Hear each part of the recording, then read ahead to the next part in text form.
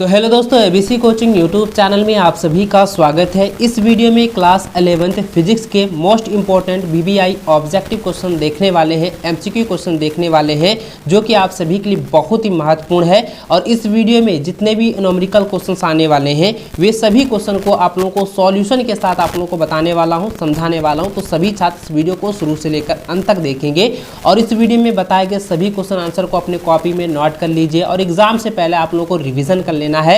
और आप लोग श्योर हो जाइए कि इस बार बोर्ड की परीक्षा में बहुत सारे क्वेश्चन जो है डायरेक्ट देखने को मिलने वाला है। और बच्चों, आप सभी से रिक्वेस्ट है, चैनल पर पहली बार आए, चैनल को सब्सक्राइब करने के साथ बेल आइकन को प्रेस जरूर कर लीजिएगा।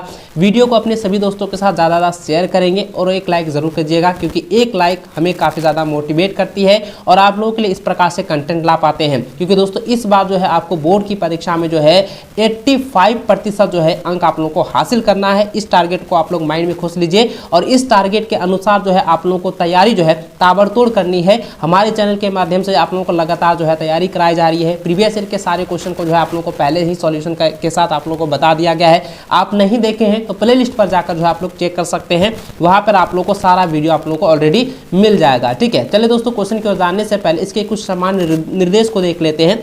तो देखिए दोस्तों, जैसे कि आप सभी को पता है कि इस बार भी आप लोगों का जो है पैटर्न जो है वो ऑब्जेक्टिव पैटर्न होने वाला है। आपका जो है बोर्ड की परीक्षा में जो है एग्जाम जो होगा वो ओएमआर शीट पर लिया जाएगा। ठीक है, जिसमें कि दोस्तों आपको बता दूं कि फिजिक्स जो है वो प्रैक्टिकल सब्जेक्ट है।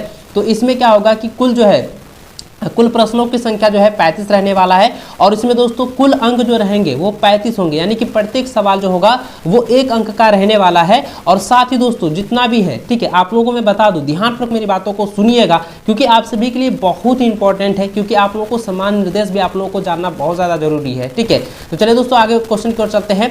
तो देखिए बच्चों, सबसे पहला जो क्वेश्चन दिया गया है कि 1 मीटर तुल्य है। तो देखिए कई बार आपको बोर्ड की परीक्षा में ये क्वेश्चन देखने को मिलेगा और दोस्तों ये बार बार क्वेश्चन पूछा जाता है कि 1 मीटर तुल्य जो होता है वो क्या होता है। तो देखिए दोस्तों 1 मीटर तुल्य बराबर होता है 10⁻10 ए तुल्य। ठीक है, तो ऑप्शन नंबर ए जो है इसका सही व सटीक आंसर होगा। इसको आप लोगों को जो है ना कॉपी में जो है नोट करते जाइएगा। और अगर इसका पीडीएफ पाना चाहते हैं तो आप हमारे टेलीग्राम पर या आप हमें व्हाट्सएप पर मैसेज कर दीजिएगा। अन्यथा दोस्तों आपको जो है व्हाट्सएप में क्या है कि पेड ग्रुप बनाया गया, उस पर आप लोगों को ये पीडीएफ जो है शेयर कर दिया जाएगा। अगर आप पेड व्हाट्सएप ग्रुप पर नहीं जुड़े हैं तो लिंक डिस्क्रिप्शन में दिया गया है, आप वहां से जो है पेड व्हाट्सएप ग्रुप में जुड़ सकते हैं, वहां से आप जो है पीडीएफ भी इसका ले सकते हैं। ठीक है, चलिए आगे बढ़ते हैं। देखिए अगला सवाल जो दोस्तों दिया गया है कि ऊर्जा का एसआई मात्रक जूल है, यह समतुल्य है और यह समतुल्य, ये बताया गया है कि ऊर्जा का जो एसआई मात्रक है वो जूल होता है। ठीक है, और यह समतुल्य है। तो अब यहाँ पे बताना है कि यह जो है समतुल्य होता है तो वो क्या होता है। तो दोस्तों आप लोगों को बताया था मैंने पहले भी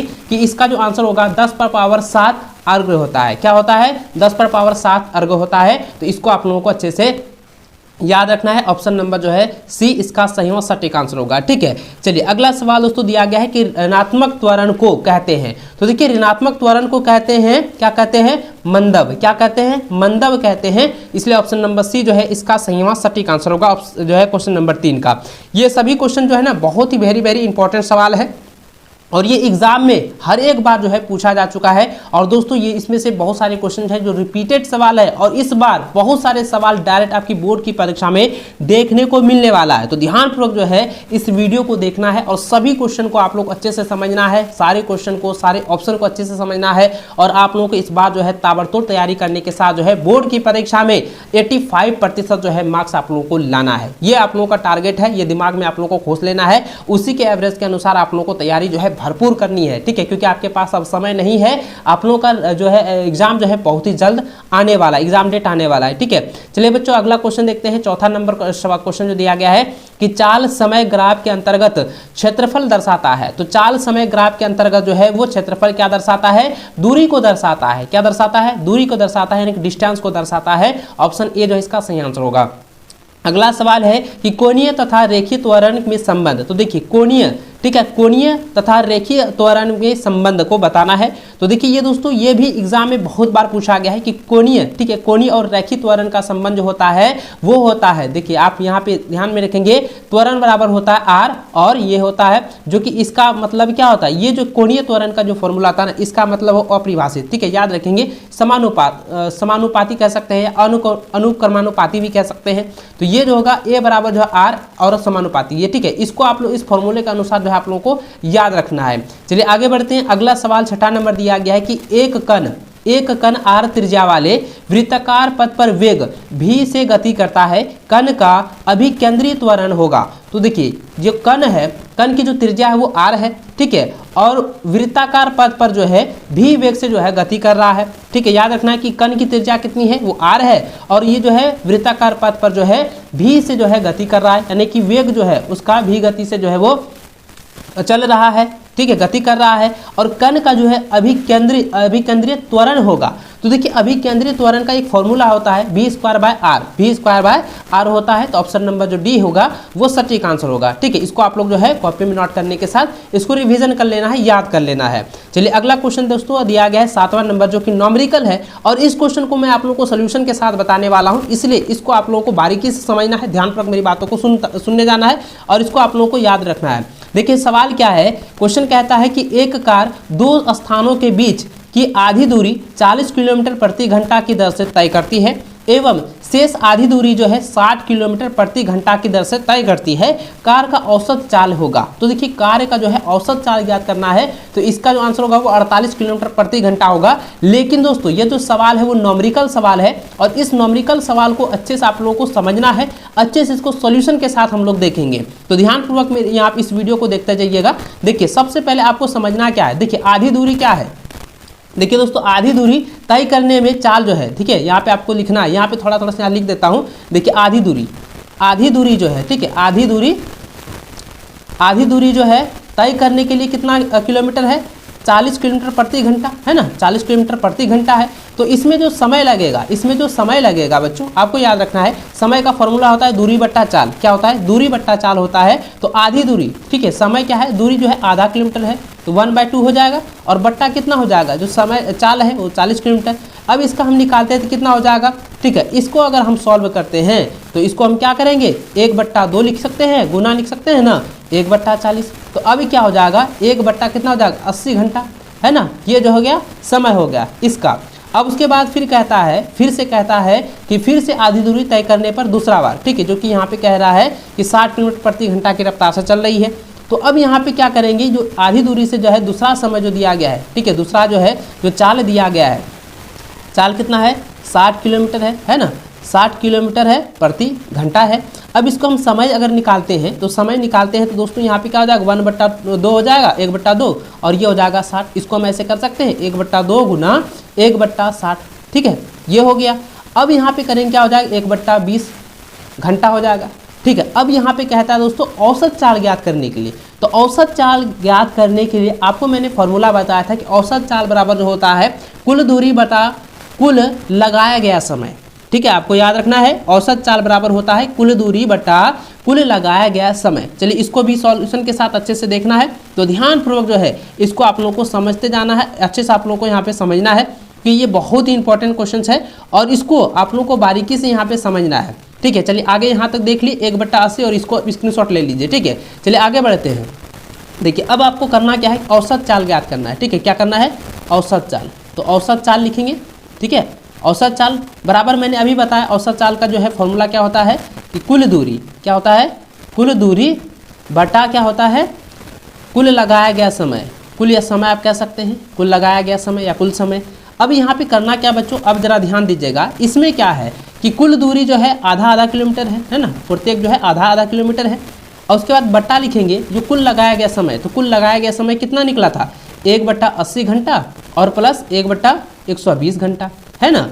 अब इसको सॉल्यूशन के साथ इधर सॉल्व करेंगे, तो अब इसको अगर हम निकालते हैं, लघुत्तम निकालते हैं, तो यहाँ पे क्या हो जाएगा, 1/3 + 2, इसके बाद आगे हम बटा करेंगे तो क्या हो जाएगा, देखिए इसको हम करेंगे तो कितना हो जाएगा, 240, है ना, 240 हो गया। अब इसको यहाँ पे आगे हम करते हैं इधर, ठीक है। अब इधर देखिए, अब ये हो गया।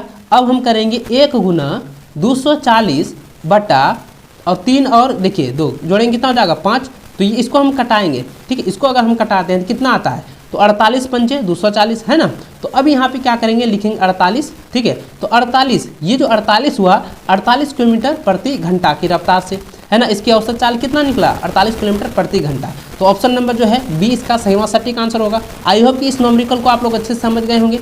चलिए आगे बढ़ते हैं। अगला क्वेश्चन दोस्तों 8वां नंबर दिया गया है कि किस भौतिक राशि का मात्रक वही है जो बल का आवेग है, बल का जो है आवेग है। तो यह जो क्वेश्चन है ना, ये रिपीटेड सवाल है और इसका जो आंसर होगा वो होगा ऑप्शन नंबर बी, संवेग होता है, ठीक है, संवेग होता है, इसको नोट कर लीजिए।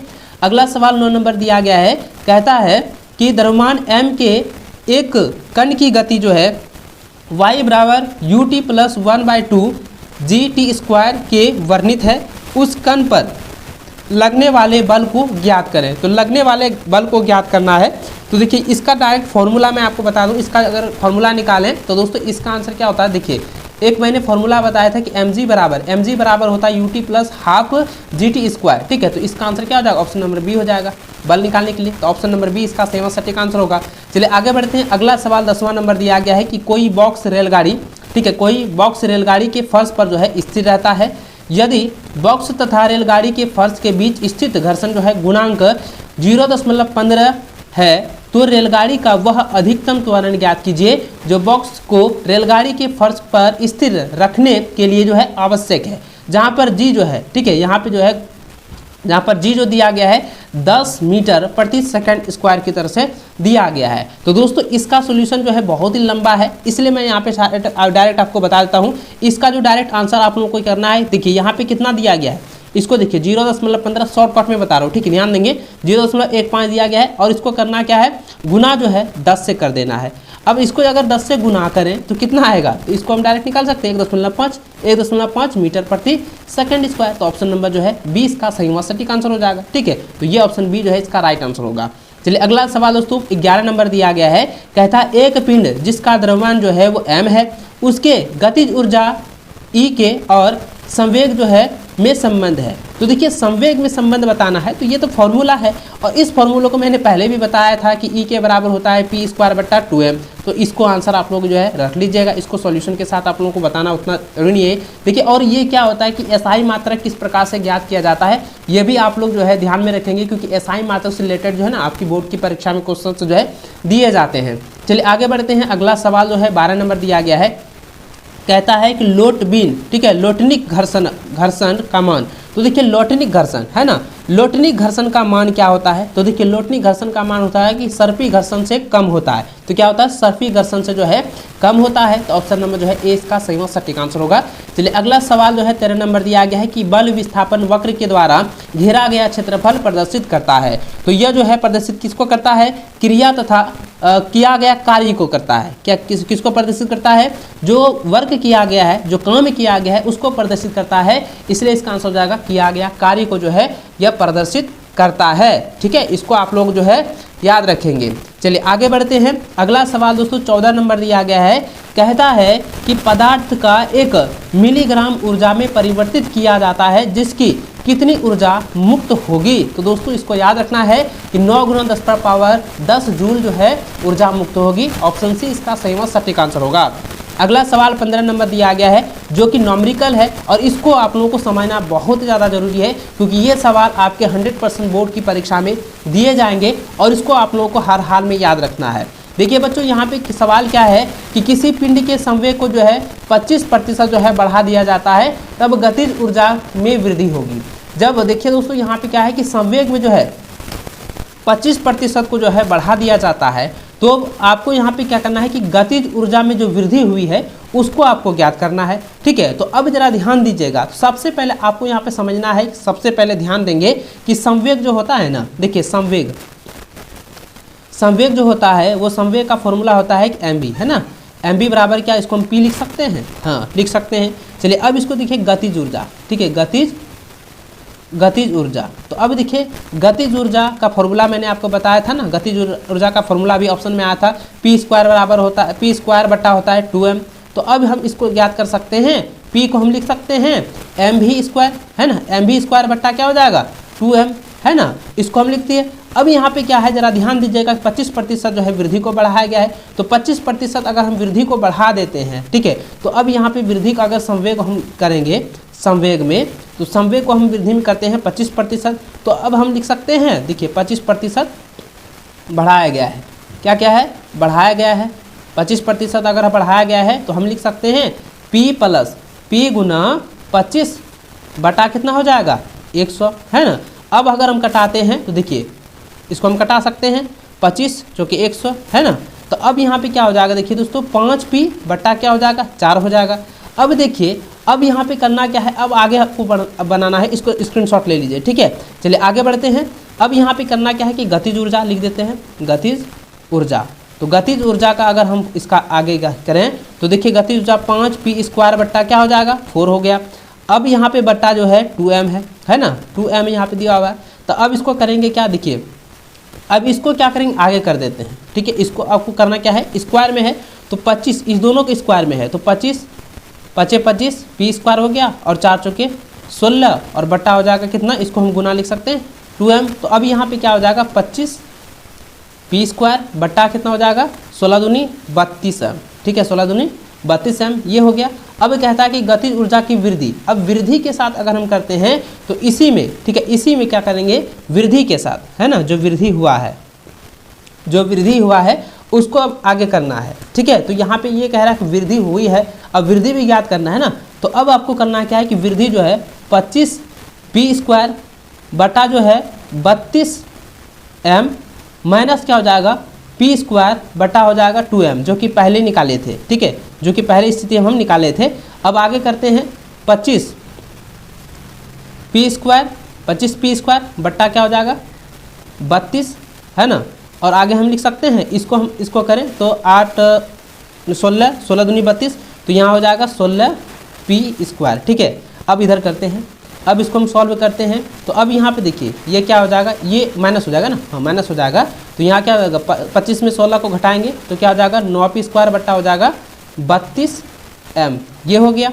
अब देखिए ये जो निकल गया है और पहले हम इसको निकाले थे, इसको अब इस दोनों को क्या करना है बटे में करना है, क्योंकि वृद्धि प्रतिशत में है तो वृद्धि जो है प्रतिशत में ही आपको ना ज्ञात करना है। तो देखिए वृद्धि प्रतिशत, अब इसको हम सॉल्व करते हैं तो क्या हो जाएगा 9P² बटा हो जाएगा 32, ठीक है। और आगे इसमें और बट्टा देंगे तो क्या हो जाएगा P² बट्टा क्या हो जाएगा 2m हो जाएगा। अब आगे लिखते हैं, वृद्धि में कितना है, वृद्धि में आप 100 लिख सकते हैं गुना, ठीक है। अब आगे करते हैं तो यहाँ पे देखिए 9P² हो जाएगा बट्टा हम लिख सकते हैं 32 गुना लिख सकते हैं 2 बट्टा कितना हो जाएगा P²। अब देखिए P² और P² कट जाएगा 16 दूनी 32। अब इसको हम करेंगे क्या, यहाँ गुना 100 था तो 100 लिखेंगे।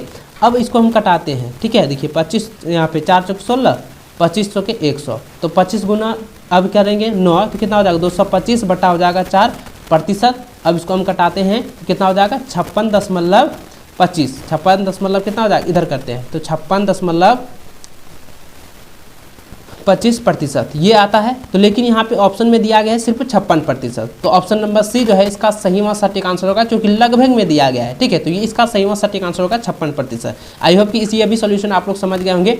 चलिए आगे बढ़ते हैं। अगला सवाल दोस्तों दिया गया है कि रेखीय संवेग का आघूर्ण कहलाता है। तो रेखीय संवेग का जो है आघूर्ण जो है वो क्या कहलाता है, कोणीय संवेग कहलाता है। ऑप्शन डी इसका सही आंसर होगा। अगला सवाल दिया गया है कि घूर्णीय गति में द्रव्यमान के संद्रीय है, तो घूर्णी गति के द्रव्यमान के संद्रीय है, तो इसका आंसर होगा जड़त्व आघूर्ण। ऑप्शन नंबर ए जो है इसका सही व सटीक आंसर होगा। चलिए अगला सवाल दोस्तों 18 नंबर दिया गया है कि निम्न में से कौन सा संबंध सही है। तो दोस्तों ये सवाल जो है कई बार पूछा गया है कि भार भुजा गुना भार बराबर प्रयास भुजा गुना प्रयास, ये जो है कई बार एग्जाम में पूछा गया है, इसको आप लोग रट लीजिएगा, पीबीआई क्वेश्चन है, रिपीटेड क्वेश्चन है। आगे जो है अगला सवाल जो है 19 नंबर दिया गया है कि निम्न में से कौन सा जो है केपलर का नियम आवर्ती नियम भी कहलाता है। तो केपलर का ऐसा कौन सा नियम है जो कि आवर्ती नियम भी कहलाता है। तो दोस्तों आपको याद रखना है कि केपलर का तृतीय नियम जो है वो आवर्ती नियम भी कहलाता है। तो ऑप्शन नंबर सी जो है इसका सही व सटीक आंसर होगा। अगला सवाल दोस्तों 20 नंबर जो दिया गया है कि पृथ्वी की सतह से प्लायन वेग जो है, जहाँ आर जो है RE जो है पृथ्वी की त्रिज्या है। तो अब देखिए इसका फॉर्मूला होता है, इसका फॉर्मूला जो होता है 2G RE होता है का अंडर रूट। तो ऑप्शन नंबर जो है ए इसका सही आंसर होगा, ठीक है। है, ऑप्शन ए जो है इसका सही व सटीक आंसर होगा। इसको आप लोग कॉपी में नोट कर लीजिए। आगे बढ़ते हैं, अगला सवाल 21 नंबर दिया गया है कि निम्न में से कौन सा कथन सार्वत्रिक गुरुत्वाकर्षण नियतांक ए के संदर्भ में सही है। तो बच्चों ऑप्शन नंबर जो बी है ना, ब्रह्मांड में हर जगह ए का मान समान होता है। तो दोस्तों अगर हम किसी भी वस्तु को, अगर ए की जगह हम किसी भी वस्तु को ले सकते हैं और किसी भी वस्तु को ब्रह्मांड की किसी भी छोर पर हम छोड़ दें तो उसका भार जो है ना ही घटेगा ना ही बढ़ेगा, वो एक समान रहेगा। इसलिए आप लोगों को याद रखना है कि ब्रह्मांड में हर जगह जो है ए का मान जो है समान होता है, यानी कि किसी भी वस्तु का समान जो भार जो होता है वो एकदम समान होता है। ठीक है, तो यहाँ पे एक और रखा गया है, तो यहाँ पे आपको वस्तु भी लिख सकते हैं। अब वस्तु भी वहाँ पे एग्जाम में क्या होता है कि क्वेश्चन घुमा के देगा, लेकिन आपको याद रखना है कि ब्रह्मांड में किसी भी वस्तु का जो मान है वो हमेशा समान रहता है। ठीक है, चलिए आगे बढ़ते हैं। अगला सवाल दोस्तों 22 नंबर जो दिया गया है कि वे पदार्थ जिन्हें अधिक विकृति उत्पन्न करने के लिए खींचा जा सकता है कहलाते हैं। तो बच्चों ये क्वेश्चन कई बार पूछा गया है, इसको हम लोग कहते हैं प्रत्यास्थलक। और प्रत्यास्थलक ऑप्शन नंबर जो है सी जो है इसका सही व सटीक आंसर होगा। चलिए अगला सवाल दोस्तों दिया गया है 23 नंबर, कहता है कि अपरूपक प्रतिबल से अपरूपक विकृति के अनुपात को किस रूप में परिभाषित किया जाता है। तो दोस्तों आपको याद रखना है कि ये सवाल जो है ना रिपीट किया गया है और इस बार आने के चांसेस हैं। तो बच्चों आपको याद रखना है कि इसको देखिए, अपरूपक प्रतिबल से जो है अपरूपक विकृति अनुपात में किस प्रकार से परिभाषित किया जाता है। तो इसको किया जाता है अपरूपण गुणांक के रूप में, अपरूपक गुणांक के रूप में जो है परिभाषित किया जाता है। ऑप्शन सी जो है इसका सही व सटीक आंसर होगा। चलिए बच्चों अगला सवाल दोस्तों 24 नंबर दिया गया है कि प्रनोद का मात्रक होता है। बच्चों मैंने आपको बताया था कि नहीं, बताया था ना अभी जस्ट मैंने अभी आप लोगों को बताया कि जितना भी मात्रक है ना उसको आप लोग कैसे ज्ञात करते हैं वो भी आप लोग सीख लीजिएगा, क्योंकि वो मात्रक जो है कई बार क्या होता है कि उल्टा पुल्टा दे देता है, ऑप्शन जो है उल्टा पुल्टा देगा, लेकिन आप लोग क्या होता है कंफ्यूज हो जाएंगे। अगर आप लोग निकालने के लिए जानते हैं तो अब आपको कोई दिक्कत नहीं हो गया। तो देखिए बच्चों यहाँ पे कहता है प्रनोद क्या हो, प्रनोद का मात्रक होता है। तो देखिए बच्चों मैंने आपको बताया था ना कि प्रनोद का फॉर्मूला क्या होता है, प्रनोद का आप लोगों को मैं निकाल के बताता हूँ। तो प्रनोद बराबर होता है दाब गुना क्या होता है, दाब गुना होता है बल। ठीक है, इसको आप लोगों को इस फॉर्मूले के याद करना है। तो दाब का जो मात्रक होता है वो न्यूटन मीटर स्क्वायर होता है ना, न्यूटन प्रति मीटर स्क्वायर होता है। और इंटू क्या होता है, बल का सिर्फ होता है मीटर स्क्वायर, तो इसको हम लिखेंगे मीटर स्क्वायर। अब ये मीटर और मीटर जो है कट जाएगा तो सिर्फ बचेगा न्यूटन यानी कि एन। तो प्रनोद का मात्रा क्या हो जाएगा, न्यूटन हो जाएगा। तो ऑप्शन नंबर जो है सी इसका सही व सटीक आंसर होगा। ठीक है, चलिए आगे बढ़ते हैं। अगला सवाल दोस्तों यहाँ पे 25 नंबर दिया गया है कि निम्न में से कौन सा उपकरण गोज दाब के मापने के लिए प्रयुक्त किया जाता है। तो बच्चों इसका आंसर हो जाएगा दबांतरण मापी। ऑप्शन नंबर सी जो है इसका सही व सटीक आंसर होगा। अगला सवाल दोस्तों दिया गया है कि तापीय चालकता का एसआई मात्रक है। तो तापीय चालकता का एसआई मात्रक होता है जूल प्रति सेकंड प्रति मीटर प्रति किलो। ठीक है, तो ऑप्शन नंबर जो है बी इसका सही व सटीक आंसर होगा। चलिए अगला सवाल 27 नंबर दिया गया है कि उष्मागति का प्रथम नियम है। तो देखिए बच्चों उष्मागति का प्रथम नियम के बारे में आपको परिभाषा भी याद कर लेना है, क्योंकि यह एग्जाम में इस बार पूछे जाएंगे। तो उष्मागति का प्रथम नियम जो है वो ऊर्जा संरक्षण का नियम को ही बतलाता है। ऊर्जा संरक्षण का नियम आप तो जानते ही हैं, क्योंकि ऊर्जा को ना ही नष्ट किया जाता है ना ही उसे बढ़ाया जा सकता है, वो सिर्फ एक संरक्षित किया जाता है, हस्तांतरण किया जा सकता है। ठीक है, तो ऑप्शन नंबर जो है सी इसका सही आंसर होगा। उष्मागति का प्रथम नियम जो है ऊर्जा संरक्षण का नियम भी कहलाता है। ठीक है, ऑप्शन सी इसका सही व सटीक आंसर होगा। अगला सवाल 28 नंबर दिया गया है कि सम आयतनीय प्रक्रम में, तो सम आयतनीय प्रक्रम में क्या होता है, आयतन बराबर जो है नियतांक होता है, आयतन जो है वो नियतांक के बराबर होता है। ऑप्शन बी इसका सही आंसर होगा। अगला सवाल 29 नंबर दिया गया है कि एक परमाणु गैस के लिए स्वतंत्रता कोटि होती है। तो स्वतंत्रता कोटि जो होती है वो किसमें होती है, तो दोस्तों इसको आप लोगों को याद रखना है, क्योंकि यह जो है स्वतंत्रता कोटि जो है 3 होती है। ऑप्शन ए इसका सही व सटीक आंसर होगा। चलिए आगे बढ़ते हैं। अगला सवाल दोस्तों दिया गया है यहाँ पे 30 नंबर कहता है कि एक वास्तविक गैस एक आदर्श गैस की भांति व्यवहार करती है यदि इसके, तो ये सवाल क्या हो जाएगा, यदि इसके क्या हो जाएंगे, दाब निम्न है तथा ताप जो है उच्च है। यानी कि क्या होगा, दाब नीचे है और ताप इसका उच्च है, तब यह जो स्थिति में वास्तविक गैस जो है एक आदर्श की गैस की तरह जो है व्यवहार करता है। ठीक है, ऑप्शन डी इसका सही व सटीक आंसर होगा। अगला सवाल दोस्तों 31 नंबर दिया गया है कि सेकेंड लोलक का आवर्तकाल होता है। तो देखिए सेकेंड लोलक का जो है आवर्तकाल जो होता है वो 2 सेकंड होते हैं, ठीक है। ये तो कई बार एग्जाम में पूछा गया है, रिपीटेड सवाल है और ये कई बार मैंने आप लोगों को बताया हुआ है कि सेकेंड लोलक का जो आवर्तकाल होता है वो 2 सेकंड होते हैं, ठीक है। ऑप्शन बी इसका सही आंसर होगा। अगला सवाल दोस्तों 32 नंबर दिया गया है, कहता है कि सरल आवर्त गति का गति समीकरण है। सरल आवर्त गति का गति समीकरण क्या है? इस सवाल को आप लोग कॉपी में नोट कर लीजिए, रट लीजिए, क्योंकि इस बार एग्जाम में क्वेश्चन दिए जाएंगे। तो दोस्तों आपको याद रखना है कि डी स्क्वायर एक्स, ठीक है, डी स्क्वायर एक्स बटा डी टी स्क्वायर बराबर जो होता है, ठीक है, ये इप्सिलॉन नॉट, ठीक है। आपको याद रखना है कि ये जो फॉर्मूला है ना, इसको आप लोगों को याद रखना है, क्योंकि देखिए फॉर्मूला से रिलेटेड जो है ना कम से कम 2 से लेकर 3 क्वेश्चन, 2 या 3 क्वेश्चन आपके बोर्ड की परीक्षा में पूछे जाते हैं। कभी कभी 4 या 5 क्वेश्चन भी दे देते हैं, लेकिन सभी फॉर्मूला का आप लोगों को याद रखना है। तो आवर्त गति का जो समीकरण होगा वो ऑप्शन नंबर ए इसका सही व सटीक आंसर होगा, ठीक है। इसको कॉपी में नोट कर लीजिए। अगला सवाल दोस्तों 32 नंबर दिया गया कि निम्न में से कौन सी आवर्ती गति नहीं है। तो आवर्ती गति जो है निम्न में से कौन सा नहीं है? तो बच्चों इसका आंसर हो जाएगा धनुष से निकला हुआ तीर जो है वो आवर्त गति नहीं है। ऑप्शन नंबर जो है डी इसका सही व सटीक आंसर होगा। तो आवर्त का मतलब क्या होता है कि यह जो है ना किसी भी वस्तु के चारों बगल घूम रहा है ना। तो अब यहाँ पे क्या है कि धनुष से निकला हुआ तीर ये तो सीधे न जाएगा। देखिए घड़ी की सुई जो है वो गोल जो है वृत्ताकार गति करता है। जो वृत्ताकार गति करता है वो आवर्त गति कहलाता है, इसको आप लोग याद रखेंगे। और जो सीधी हो जाएगी तो वो रैखिक गति होगा। तो यहाँ पे क्या हो जाएगा, धनुष से निकला हुआ जो तीर है वो आवर्त गति नहीं होगा। ऑप्शन डी जो है इसका सही व सटीक आंसर होगा।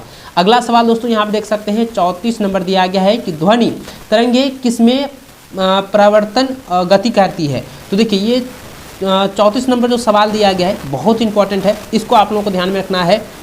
सवाल है कि किसी अनुप्रस्थ तरंग, ठीक है, यहाँ पे देखिए यहाँ पे 34 नंबर सवाल है ना। 34 नंबर सवाल है कि ध्वनि तरंगे जो है किसमें जो है तीव्रतम गति करती है। तीव्रतम मतलब सबसे अधिक जो है गति करती है। तो ठोस पदार्थों में क्या होता है, सबसे अधिक जो है गति करती है, ठीक है। चलिए अगला सवाल दोस्तों 35 नंबर दिया गया है कि किसी अनुप्रस्थ तरंग में शामिल होती है। तो किसी अनुप्रस्थ तरंग में शामिल क्या होता है, ये जो है शीर्ष और गति दोनों शामिल होते हैं। शीर्ष और गर्त, ठीक है, शीर्ष और गर्त जो है दोनों शामिल होते हैं। ऑप्शन सी जो है सही और सटीक आंसर होगा। इन सभी क्वेश्चन को जो है आप लोगों को याद रखना है। इस वीडियो में मैंने जितने भी 35 क्वेश्चन आप लोगों को बताए हैं और जो न्यूमेरिकल मैंने आप लोगों को बताया हुआ है, समझाया हुआ है, इसको आप लोग जो है ना अच्छे से देख लीजिएगा। अगर अभी तक नहीं समझ में आया इसको आप लोग एक बार फिर से रिपीट करके देख लीजिएगा। और अभी तक फिर भी नहीं समझ में आए तो नीचे मुझे कमेंट करके ज़रूर बताइएगा और आप मुझे व्हाट्सएप पर भी मैसेज कर सकते हैं। और बच्चों आई होप कि इस बार भी आप लोगों की तैयारी जो है काफ़ी ज़बरदस्त चल रही होगी, अच्छे से चल रहा होगा। और दोस्तों उम्मीद करता हूँ कि इस बार आप लोगों का अच्छा से अच्छा मार्क्स आए। हमारी शुभकामनाएं जो है आप लोगों के साथ बना हुआ है, बशर्ते आप लोग जो है अच्छे से मेहनत करते रहिए। चलिए बच्चों इस वीडियो में बस इतना ही। अपने सभी दोस्तों के साथ इस वीडियो को शेयर जरूर कीजिएगा। चैनल पर नए हैं चैनल को सब्सक्राइब करने के साथ बेल आइकन को प्रेस कर लीजिए। वीडियो को अंत तक देखने के लिए बहुत बहुत धन्यवाद। जय हिंद, वंदे मातरम।